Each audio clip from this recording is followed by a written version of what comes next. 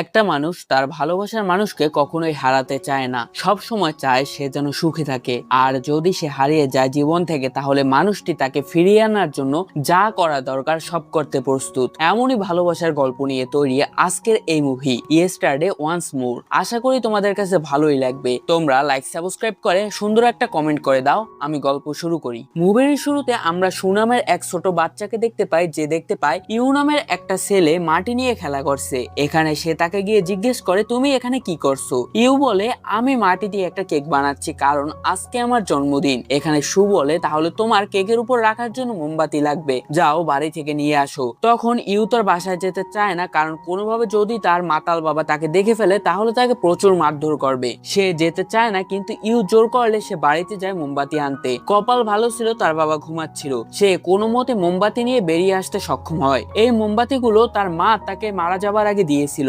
এখানে সু ইউকে একটা খরগোশ গিফট করে। এখানে মোমবাতির সামনে ইউ তুষারপাতের জন্য প্রার্থনা করে, আর আশ্চর্যজনক ভাবে সেখানে তুষারপাত শুরু হয়ে যায়। এখানে তারা দুজনে বেশ মজা করে, আর এতে তারা বেশ ভালো বন্ধু হয়ে যায়। কিন্তু একদিন খেলতে না আসলে ইউ সু এর বাড়িতে যায়, আর সে বুঝে যায় সু আর তার পরিবার বাড়ি ছেড়ে অনেক আগেই চলে গেছে। এরপর বেশ কিছুদিন পরের ঘটনা দেখানো হয়। ইউ এখন বেশ বড় হয়ে গেছে। সে একটা বিয়ের পার্টিতে ডেকোরেশন করতে এসেছে। এদিকে আমরা দেখতে পাই সু সেই পার্টিতে বিয়ের কেক ডিজাইন করছে। যাই হোক, এখানে একটা বাচ্চা সুয়ের তৈরি করা কেক ড্যামেজ করে ফেলে। যেহেতু বিয়ের প্রোগ্রাম শুরু হওয়ার বেশি সময় নেই, তাই সে ইউ এর কাছে সাহায্য চায়। এখানে ইউ সুকে সাহায্য করতে থাকে, কিন্তু তারা কেউই একে অপরকে চিনতে পারে না। এখানে কিছু কিছু আচরণ দেখে ইউ এর সন্দেহ হয় এটা সু হতে পারে, কিন্তু সে এখানে কথা আগায় না। যাই হোক, কেক ঠিক করে তারা একসাথে বসে, আর কথায় কথায় তারা জানায় এখানে যে মেয়ের বিয়ে হচ্ছে সে সু এর বেশ ভালো বান্ধবী, আর ছেলেটা ইউ এর বন্ধু। এখানে ছেলেটা ডিক্লারেশন দেয় যে প্রত্যেকের সিটের নিচে গিফট আছে,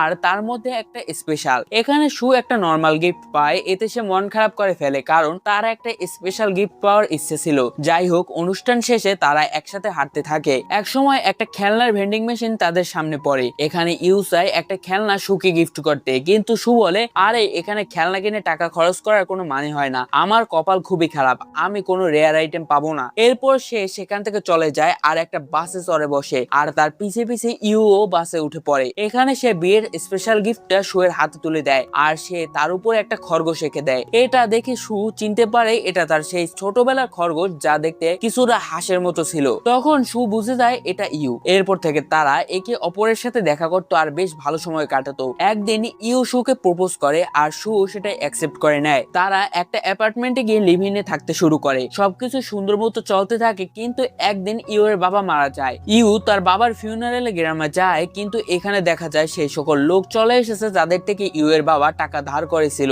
তার বাবার পাওনাদারেরা টাকা ফিরে পাওয়ার জন্য ইউকে জোর জবরদস্তি করতে থাকে। এখানে ইউ তাদের থেকে কিছুটা সময় চেয়ে নেয়। এসব কথা সে আর সুকে বলে না। টাকার পরিমাণ এতটাই বেশি ছিল যে তাকে এজন্য সারাদিন পরিশ্রম করতে হতো। এদিকে পাওনাদারেরা এসে বারবার তাকে ডিস্টার্ব করতো। এভাবে এক বছর কেটে যায়। 31 ডিসেম্বরের দিন ইউ ঘুম থেকে উঠে পড়ে। সেদিন তার এক ক্লায়েন্টের সাথে দেখা করার কথা ছিল। এখানে ইউ দ্রুত তৈরি হয়ে গাড়িতে বসে পড়ে। এদিকে সু তাড়াহুড়ো করে তার দিকে আসতে থাকে, এতে সে পড়ে যায়। তখন ইউ সুকে ধরে এনে গাড়িতে বসায়। এরপর সে তাকে তার বেকারিতে ড্রপ করে দেয়। এরপর ইউ যায় তার ক্লায়েন্টের সাথে দেখা করতে। এখানে সে সেই ক্লায়েন্টের সাথে ডিল ফাইনাল করে ফেলে। এখানে ক্লায়েন্টের একটা শর্ত ছিল, সেটা হলো ইউ তার জন্য একটা নতুন ধাঁচের পুতুল বানিয়ে দেবে। ঠিকই তার সাথে তাকে পুতুলটার জন্য একটা গল্প তৈরি করে দিতে হবে। যেহেতু টাকার অঙ্কটা অনেক বেশি ছিল, তাই ইউ আর না করে না। ডিল শেষে ইউ এর সহকর্মী একটা রাইটারের লেখা বই থেকে গল্প খুঁজে বের করে। এই স্টোরিটার থিম ইউ এর বানানো পুতুলের সাথে বেশ মিলে যায়। এখানে এই গল্পের মেইন ক্যারেক্টার যার উপর বেস করে এই পুতুলটা বানাবে, তার অ্যাবিলিটি ছিল অতীত পরিবর্তন করার। কিন্তু যতই সে অতীতটা যতবারই পরিবর্তন করুক না কেন, শেষের পরিণতি একই ছিল। শেষে রোবটটি শেষবারের মতো ভবিষ্যৎ চেঞ্জ করার সিদ্ধান্ত নেয়। যেহেতু এটা একটা ছোট গল্প, তাই রোবটটি ভবিষ্যৎ চেঞ্জ করতে পারে কিনা তা আর বলা হয় না। এই গল্প শুনে ইউ সেই রাইটারের সাথে দেখা করতে যায়। এখানে আমরা জানতে পারি এই গল্পটার নাম ছিল ইয়েস্টারডে ওয়ান্স মোর। যাই হোক, এখানে রাইটার যেসব আধ্যাত্মিক কথাবার্তা বলে তা ইউ এর মাথার উপর দিয়ে যায়। এখানে রাইটার বলে অতীত পরিবর্তন করলেই যে ভবিষ্যৎ চেঞ্জ হবে এটা একদমই ভুল। মানুষের ইচ্ছা মাঝে মাঝে পূরণ হয়ে যায়, তবে তা ধরে রাখার জন্য সঠিক সিদ্ধান্ত নেওয়া আবশ্যক। এরপর সিন শিফট হয়। এখানে ইউ এর বস ইউ এর এই প্রজেক্ট পাওয়াতে একটা পার্টির আয়োজন করে। এখানে ইউ সেই পার্টি এড়াতে ছুটি চায়, কিন্তু বস তাকে সরাসরি না করে দেয়। আজ ইউ এর জন্মদিন। জন্মদিন, তাই সু ইউ এর সাথে একান্তে সময় কাটাতে চায়। ঠিক তখনই সু এর মা তাকে ফোন দিয়ে বেশ বকাঝকা করে, এতে তার মন খারাপ হয়ে যায়। আসলে সু এর মা সু এর এক বান্ধবীর লাইভ স্ট্রিম থেকে জানতে পেরেছে যে সু এখন আর পড়ালেখা করে না, সে একটা কেকের বেকারি চালায়। এদিকে ইউ তার বসের সাথে পার্টি করতে থাকে, যদিও তার মন একটুকুও ভালো ছিল না। এদিকে তার বাবার পাওনাদারেরা সু এর কাছে ফোন করে তার থেকে টাকা ফেরত চায়। এটা শুনে সু ইউ এর অফিসে রওনা হয় ইউ এর সাথে কথা বলতে। এদিকে ইউ তার বসের থেকে 6 মাসের বেতন অগ্রিম চায়। এটা আবার সু পিছন থেকে শুনে ফেলে। তখন ইউ সু এর থেকে এত বড় একটা কথা লুকিয়েছে সেজন্য সু তাকে বকাবকি করে। তখন ইউ রেগে যায় আর বলে, সবারই তো কিছু না কিছু পার্সোনাল সিক্রেট থাকে, যে কারণে তুমি তোমার বেকারির কথা তোমার মাকে জানাওনি, ঠিক সে কারণে আমি তোমাকে এ কথা জানাইনি। এটা শুনে সু মন খারাপ করে সেখান থেকে চলে যেতে থাকে। তখন ইউ তাকে সাইডে নিয়ে সব কথা খুলে বলে। সু বলে, আমরা যে টাকা আমাদের ভবিষ্যতের জন্য জমিয়েছি সেখান থেকে দিলেই তো হয়ে যাচ্ছে। এতে ইউ বলে, আমি সেটা পারবো না, এমনিতেই আমার বাড়িঘর নেই, তারপর এই পাওনাদারের নির্যাতন, আমি মনে হয় না তোমাকে সুখে রাখতে পারবো। এ কথা শুনে সু খুবই কষ্ট পায়, কারণ সে কখনোই ইউকে টাকার জন্য ভালোবাসেনি। সে কান্না করতে করতে সেখান থেকে চলে যাচ্ছিল। ইউ তার পিছু পিছু যেতে থাকে। একটা গাড়ির সাথে আটকে দড়ি ছিঁড়ে যাওয়ায় একটা বিলবোর্ড শুয়ের উপরে এসে পড়ে। এরপর ইউ তাকে নিয়ে হাসপাতালে যায়। ডাক্তাররা জানায় সু মারা গেছে। ইউ মন খারাপ করে বাসায় ফিরে আসে। এখানে সে দেখে সু তার জন্য অনেক সুন্দর করে ঘর সাজিয়েছিল। সে ফ্রিজে একটা কেকও দেখতে পায়, সাথে সে তার মায়ের দেয়া সেই মোমবাতিও পায়। এখানে সে কেকের উপর মোমবাতি লাগিয়ে প্রার্থনা করে সে যেন সুখে আবারও ফেরত পায়। অবাক করা ব্যাপার হলো, সে আবারও সেই দিনেই মানে 31 ডিসেম্বরে ঘুম থেকে ওঠে, আর ঠিক সেগুলোই হতে থাকে যা আগে হয়েছিল। এখানে ইউ সুকে গাড়িতে করে বেকারিতে ড্রপ করে। এরপর সে সেই ক্লায়েন্টের সাথে মিটিং করে। এখানে ইউর মনে হয় যে সুকে বাঁচানোর উপায় হয়তো সেই গল্পের লেখক বলতে পারবে। এখানে সে দ্রুত তার কাছে যায় আর তাকে ব্যাপারটা জিজ্ঞেস করে, কিন্তু লেখক কোনো উত্তর করে না। এরপর ইউ সুয়ের বেকারিতে চলে আসে। এখানে সে একটি পুরনো বাড়িতে সুকে নিয়ে যায়। এখানে তাদের ইচ্ছা তারা এই বাড়িটি কিনে মডিফাই করবে, সাথে এখানে সুয়ের একটা বেকারিও থাকবে। এগুলো দেখে সু বেশ খুশি হয়ে যায়। এরপর তারা যায় একটা বেকারিতে খাবার খেতে। একসময় সুয়ের মা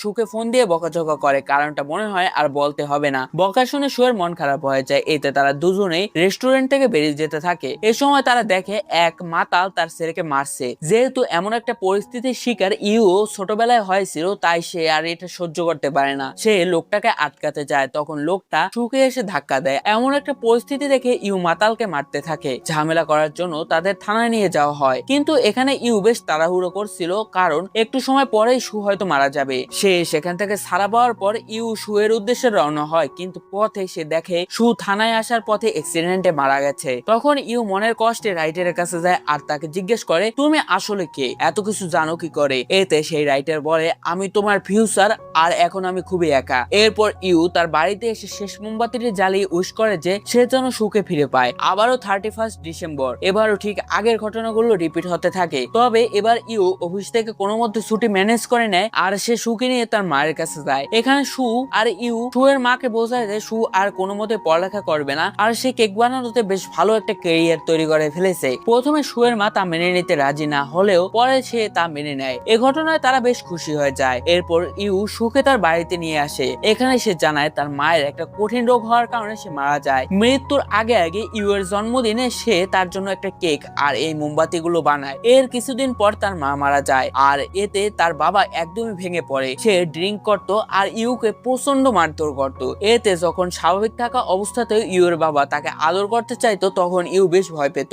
এখন ইউ এর বাবার অনেক বড় অঙ্কের টাকা ধার আছে, এটা সে এই বাড়ি বিক্রি করে পরিশোধ করতে চায়। এসব শুনে সু বেশ ইমোশনাল হয়ে যায় আর সে ইউকে জড়িয়ে ধরে। এরপর ইউ সুকে নিউ ইয়ার সেলিব্রেশন করার জন্য একটা সুন্দর জায়গায় নিয়ে আসে। এখানে সে সুকে কিস করে বিয়ের জন্য প্রপোজ করে। এখানে সু বেশ খুশি। এখানে ইউ জানে যে একটু পরেই যে কোনো ভাবে সু মারা যাবে। যখন সু রাস্তা পার হতে থাকে তখন একটা গাড়ি তার দিকে এগিয়ে আসে। তখন ইউ সুকে বাঁচিয়ে নেয়। ঠিক তখনই তাদের দিকে একটা ট্রাক আসতে থাকে। এ সময় ইউ বুঝে যায় এবার আর সুকে বাঁচানো যাবে না। তখন ইউ নিজেকে ট্রাকের দিকে এগিয়ে দেয়। সিন চেঞ্জ হয়, আমরা দেখতে পাই হাসপাতালে সুয়ের জ্ঞান ফিরেছে। তবে সুয়ের মা তাকে জানায় ইউ মারা গেছে। এই শুনে সু একদম ভেঙে পড়ে। ঠিক তখনই সেখানে ইউ এর সে সহকর্মী চলে আসে আর সে বলে ইউ আজ সকালে তাকে আজকের দিনের সব ঘটনা বলেছে। সে এটাও বলেছে সে আজকের মৃত্যু ঠেকাতে পারবে না, তবে এটা সুয়ের বদলে সে নিজে হতে পারবে। এখানে সে ইয়েস্টারডে ওয়ান্স মোর নামের সেই গল্পের লেখকের কথাও বলে। তখন সু তার ঠিকানায় চলে যায়। তবে এবার দেখা যায় লেখক বয়স্ক একজন মহিলা। এখানে ওই মহিলা বলে যে সে সুয়ের ফিউচার আর বর্তমানে সে খুবই একা। সে আর কখনোই ইউকে ফিরিয়ে আনতে পারবে না, কারণ মোমবাতি শেষ হয়ে গেছে। তবে সু এখানে বলে যে কোনো না কোনো উপায় তো আছে যার মাধ্যমে ইউকে ফিরিয়ে আনা সম্ভব। সে এ ব্যাপারে সেই লেখকের বাড়ি থেকে বেরিয়ে চিন্তা করতে থাকে। তখন তার মনে পড়ে ইউ যখন মোমবাতি আনছিল তখন একটা মোমবাতি সেখানে পড়ে যায়। এতে সু দ্রুত ইউ এর পুরনো বাড়িতে আসে, আর এখানে আমরা দেখি বাড়িটি বিক্রি করার জন্য সেখানকার পুরনো জিনিসপত্র সরানো হচ্ছে। এখানে সু সেই মোমবাতিটি খুঁজে বের করে। অনেকদিন মাটিতে পড়ে থাকার কারণে সুয়ের মোমবাতি জ্বালাতে বেশ কষ্ট হয়। সে জ্বালিয়ে চিন্তা করে যদি সে আবারও ইউকে বাঁচানোর জন্য চেষ্টা করে তাহলে কেউ না কেউ মারা যাবে, আর অন্যজন বেঁচেও মৃতের মতো জীবন যাপন করবে। তখন সু অনেক ভেবেচিন্তে উইশ করে ইউ এর সাথে যেন সুয়ের দেখাই না হয়। এরপর আবার সিন চেঞ্জ হয়। সু ঘুম থেকে উঠে সু দেখে এখন 2018 সাল। ইউ বেঁচে আছে কিনা সে সেটা জানার জন্য তাকে খোঁজে, কিন্তু সে আর ইউকে পায় না। এরপর সে সেই বাড়িটা কিনে নেয় যেটা ইউ তাকে গিফট করতে চেয়েছিল।